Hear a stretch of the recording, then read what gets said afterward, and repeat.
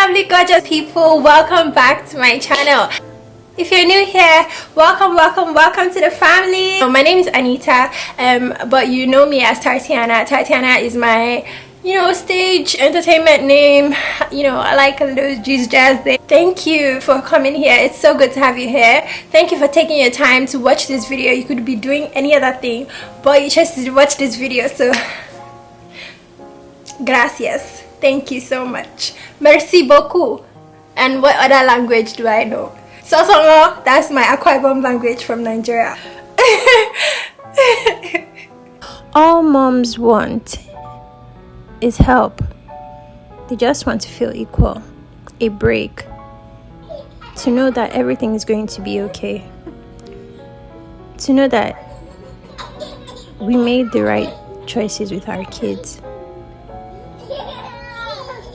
As a mom, your focus is so intensely on somebody else, and sometimes you forget yourself. And plus, you're tired all the time, and so much multitasking is being done. Don't beat yourself up about anything. You're a mom.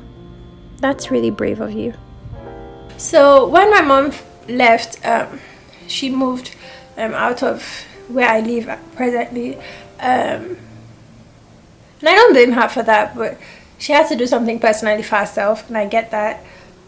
But the timing was just not it for me, Anyway, so when she left, I felt really broken and so I felt really alone and broken and confused, and I was extremely scared, and I didn't know what to do with 2 kids, to be honest with you. I could handle one, but like having another one back to back was one of the scariest moments of my life. I really hit rock bottom when I had postpartum depression, but by the grace of God and support from my family and my friends, I was able to overcome that. I couldn't really blame any of my family members for not being here. Even if they were not here, they were here through all their actions, like constantly calling to check on us, sending money for the kids, food for the kids, constantly supporting us when they can. It was a drastic change, but we moved. Okay, when I came to this country, I felt I had arrived. I was going to become an international. I thought I was going to be a millionaire, in like 2 weeks tops. And then I landed in Atlanta, not knowing anybody, not having any connection, and any small thing in this country, social security. You need a social security, you need your green card, you need this one, you need that one. So it was just like a lot at first, moving to this country. So trying to get myself situated, life was lifing me. Ended up getting married, because you have to get married in order to have your social security, except you want to file under all the other ways you can file, refugee or under a job or something. But another way to get yourself situated in this country is getting married. So I found somebody. Luckily for me, we fell in love. Luckily for me, got married. Yeah, I wouldn't say that's the wisest thing to do, because marriage is a very big step in someone's life. So before you get married, you make sure that you do your research on the person you want to spend the rest of your life with. How's his credit like? What are his financial goals? Is he actually working on them, or is it just talk? Really sit down and really be direct and precise on what you want from your husband to be. Okay, so then I got married. Before you know it, had kids. Before you know it, like life is just life in me, and I didn't even have the chance to pursue my dreams or goals that I came here for in the first place. Because even if I wanted to pursue my dreams, if I get there, the first thing they ask me for is social security. Do you have your social security number? Do you have your ID card? Do you have your any small thing you need? some form of ID to like do anything. Even to open a bank account number in this country, you need ID. So it was a lot. It was a lot. I would not lie to you. And then you find yourself doing all these menial jobs, and then it's just really traumatic. So everything was just happening, and I think all the trauma from my past life, and then the big changes that were happening in my life moving here, and like giving up my career. No, I won't say giving up, because I'm still very hopeful that I will still become what I want to be by the grace of God, if God will be nice to me. Because I stay in like the suburb area of like Georgia, so I don't have a lot of access to like modeling agencies and stuff. But the ones I've seen here so far, well, I think I went a little bit too late, because I went when I had kids already. I mean, with my postpartum belly and like all my just packing all my, you know, body, trying to gather everything up. For everything was falling apart, but I was trying to put everything. I'm just like, hey, please don't give up on me yet, please, let's try. And then, I mean, I think I went to one after I gave birth to my 2 kids, and they were like, I'm sorry,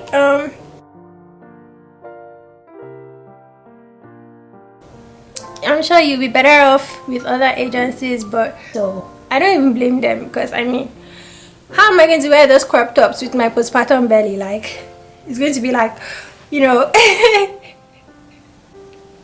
belly on pop, belly on flop. Anyway, so yeah, I'm working on myself. I'm working on my mental health. I'm working on, you know, staying positive regardless of everything going on in my life. You know, the experience to let go and start anew was a lot for me. It was a lot. Modeling was my anchor in life. That was like the thing that kept me going in life. I felt like I had a drive. And then you move here and everything is just stripped from you. Your whole kingship is just stripped from you. It's like, hey, you had a degree, sorry, that doesn't work here. Hey, you have a career, sorry, that doesn't work here. Everything here, when you move to another country, is from scratch. So you have to go to school all over again. You have to go to school if you want to make money in this country. I don't know, except you have one talent that, you know, can make money for you, but coming here, all I've seen people when they come here is either they work all these menial jobs, or they work jobs that are just like overworking them and they pay little, or you go to school and you earn more, and depending on the job, work less. I won't say work less, because it still requires you to use your brain, you know. So life was lifing me, and then I lost my self-confidence and my self-esteem because of all the things that were just happening in my life. And all of a sudden, it was now a 1-income home, not a 2-income home anymore. So everything was coming from Eric. There's all these bills, and everything was just happening, and it was just like, oh my goodness, like, whose life is this? I don't know who this person is, you know. One thing about Nigeria is it's a very vibrant country, filled with a lot of vibrant people. Everybody is so happy and so like motivating. Everybody is very energetic, and they are always in your business, you know. They like to talk, they like to make friends. But here, people are just like, most of the people I've met so far, quite like to themselves. It's not easy to make friends as an adult, at least for me. I never knew how awkward and hard it was to make friends in this country. My goodness. If I'm going to have friends, it has to be from both ends, not just one-sided. I was really losing myself. I couldn't even recognize myself in the mirror sometimes. I was just feeling like I lost myself. You know, my career, everything, nothing. I had nothing. Unfortunately, today in the world, money is power. If you don't have money, people don't respect you. People don't take you seriously. What you're saying is just jargons to them. People are looking down on you. So that was what was going on with me, because I wasn't making as much. Some people, there was a shift. I could feel the shift in people's mannerisms towards me, and it was really draining, because it's just like I'm still the same person. It's not like I've died. I just stopped working to take care of my kids. Why should I feel bad for doing that, you know? I'm going to get back on my feet, and I'm going to make my money, okay? And I'm going to figure my life out. I thought I would have figured it out by now. And again, another thing was, I was almost getting to becoming 30, and just the thought of not being where I felt I was supposed to be by this age was another implementation of like why I had postpartum depression. I was just frustrated about my life basically, and it just drove me to like a really dark place. Okay, so by 9 months is when I really started hanging out with friends again. I would say the first 3 months was when it hit me, like the postpartum depression really hit me. But by 4 months, I was starting to get my mental health back in line, you know. Thankful for my friends. Some of my friends, they cooked for me, and some of them took me out. Some of them I stayed in their houses. So I was able to go and stay with the kids' grandparents for like a week. That also helped. So I've been doing good, you know, mentally, and I'm glad for that, because I was actually really scared at that moment in my life. I thought I was going to be like taken to some psycho ward. It was a scary moment for me and my family. They will keep you busy, dude, that's for sure. I'm talking not even having time to go to the toilet, kind of busy. I'm talking not even having time to sit down or sleep through the night, kind of busy. I'm talking there's always laundry and so much poop. There's so much poop to clean. Oh my goodness, so much of changing diapers the first few months. It's insane, but I'm paid with lots of kisses and hugs and just warmth and love, and it's great. When you have a baby for the first time, you have so much people around you, so much joy, so much support, and there's so much help. But we didn't really notice the difference, and we didn't really notice the challenges that come with like having kids at first. But when we had the second one, it was just like people were like, all right, good luck out there. I mean, they've done their job with the first one, so now with the second one, it's just like, all right, you got this. So there was not much of that show up for us for the second baby. But you have to push yourself as a parent. You have to, because your kids are depending on you now. So it's not other people's kids. It's your kids.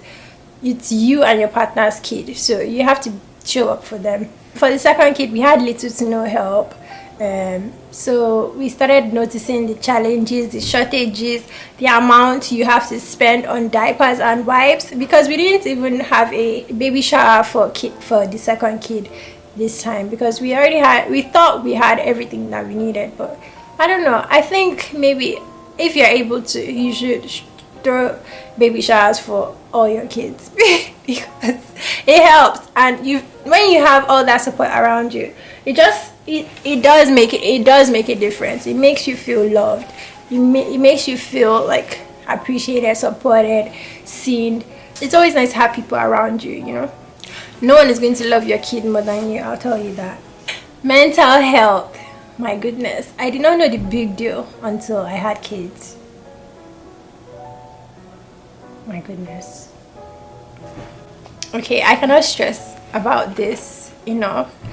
I have never been so scared for my life. I was so scared. I couldn't. It's like, okay, if you're a sensitive person or you're triggered by certain words, Please, I don't think this is a video for you to watch. Maybe you should watch my second video. But if you're ready to listen to the real life stories, well, here it is. Okay, I promised myself not to be vulnerable on camera, but I mean, it's a journal. That's what this channel is about, right? So here it is. So being totally dependent on another person for every single thing I needed was very stressful for me, and it was not healthy for my mental health, at least for me. And just not having control anymore over my life was driving me nuts. And I had to accept that I can't always control everything. I can't always have control. Have you ever felt like everyone around you seems to know what they are doing in their life, and all of a sudden you don't? Everyone seems to be flourishing, everyone seems to be doing well, everyone seems to know what they are doing, and you for some reason just don't. Yeah, that was what was happening to me. I had no clue what I was doing or where I was going anymore, because I moved to a whole different country, and with that comes a lot of change, and I didn't know anyone here. I had to start everything from scratch. I had little to no connection with anyone. So it was just, I mean, back home you have connections. I had my degree. It was easy. Life was easier because you are used to it. Do you understand? And in this country, people like to live a facade life. Everybody keeps to themselves. Or most people do. They keep their feelings to themselves. If you show some kind of emotion, they'll be like, you need to take drugs, you need to put on this medication, you need to go to therapy, you need to do this. You can't even show any form of emotion in this place, because people will look at you like you're insane. That was a lot for me as well, because I'm coming from a country where people, we show our emotions. If somebody is angry, they will show you they're angry. If somebody is happy, they will show you they're happy. No, we don't know how to live fake life. We are very real people.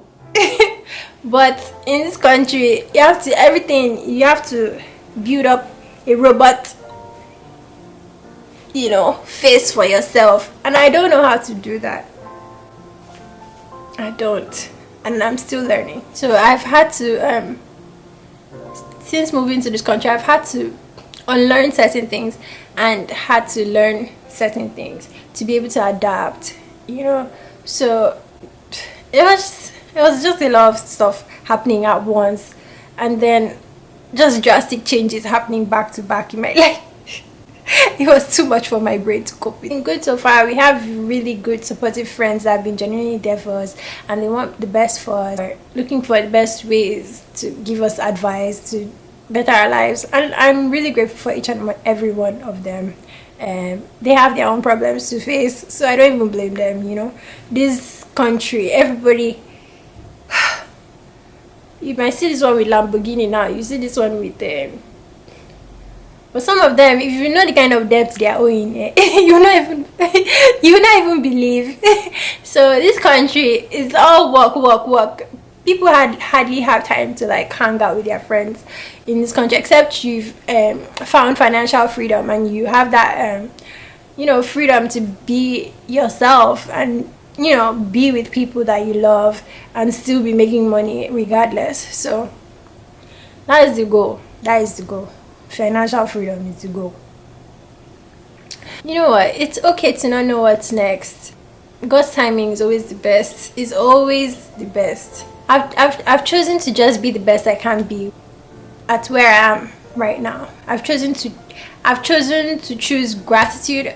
I choose happiness. I choose positivity.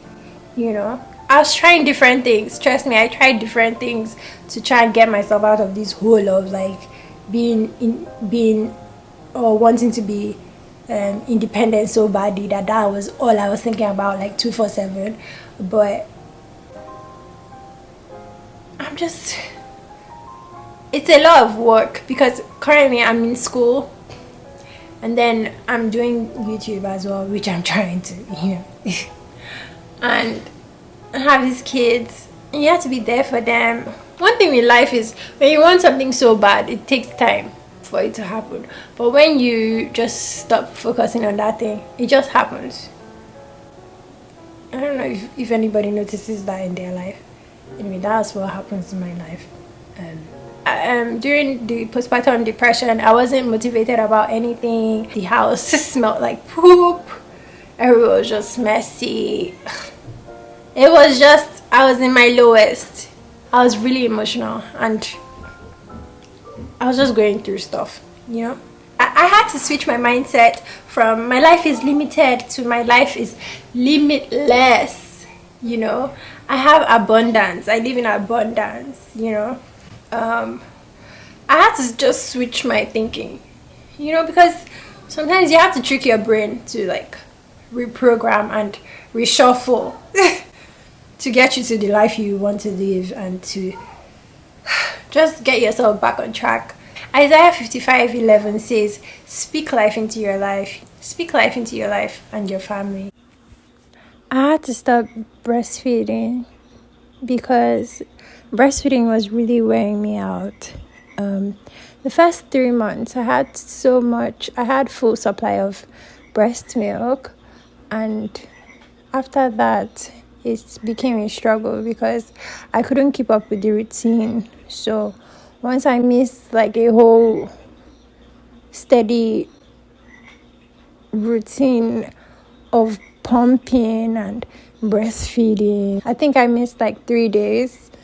My milk supply dropped so bad. So we had to start depending on formula, and that was when the formula shortage also started. If we didn't have formula, I wonder what my kid would have been eating, because I had no breast milk at all. I tried all the lactation teas and all the treats. Nothing was working. I tried to pump and follow my routine and schedule. Nothing was still coming out. Eating, and I think breastfeeding also adds to weight gaining because you're trying to eat to make sure your body is nourished so you can be able to provide milk for your kid. Breastfeeding takes a toll on your body because it's using so much energy to produce milk for your baby. So that was really one of the things that I think had a part to play about my mental health, because I think I was getting stressed out about not being able to provide food that my baby needed. So I stopped breastfeeding and just put her strictly on formula, and since then I've been losing my body weight easily. My body has been getting back to normal easily. Yeah, I think that had to do with helping my mental health come back. Do I feel bad that I was not able to breastfeed my baby for at least 6 months? Yes, I do, and I wish I did, but I mean, I think my body was going through a lot already. And then I also had to, it's just all the roles I had to play. I also had to be a wife to my husband, and you know, it's a lot. Too many roles, and just for one person. It was a lot, and I was tired, you know. It's as they grow older, it gets easier because they get more independent. But when they are still small, everybody's still depending on you for every need. It was a lot on my body. It was a lot on my brain and my mental health. Your babies have a schedule. They have a schedule which puts you on a schedule, and you put yourself on a schedule because you're breastfeeding your baby and you're also pumping for your baby. And you know, when one cries, the other one is crying. And their crying is not tiny cry, it's like blow your eardrums type of tears, and it was a lot, honestly. They're both needy and they want your full attention because they're still very young. The house is so messy. It was so messy at first. So much throw up. Burpers will not even save you, honestly.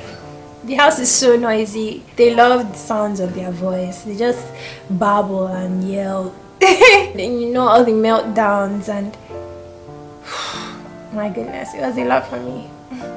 Mom brain is also very real. It was chaotic, total shambles, but we pushed through. We overcame that, thank God. But it's so beautiful watching them grow, playing together, loving each other, and looking out for each other. Watching them grow is fantastic. When I saw my baby crawl for the first time, I cried because it's always beautiful to watch. Okay, at 3 months, I got so tired that I actually used to forget if I've actually slept or brushed my teeth or even had my bath. It was a lot of work. There was so much cleaning after the toddler messes up the whole house. I was so worn out. When the baby gets to 7 or 8 months, they don't even want to lie down anymore for diaper change because, I don't know, they're just so interested in what's happening in the world. So I had to get pull-ups for both kids. So both of them use pull-ups now, which is way easier. Because changing her from poop is just really messy.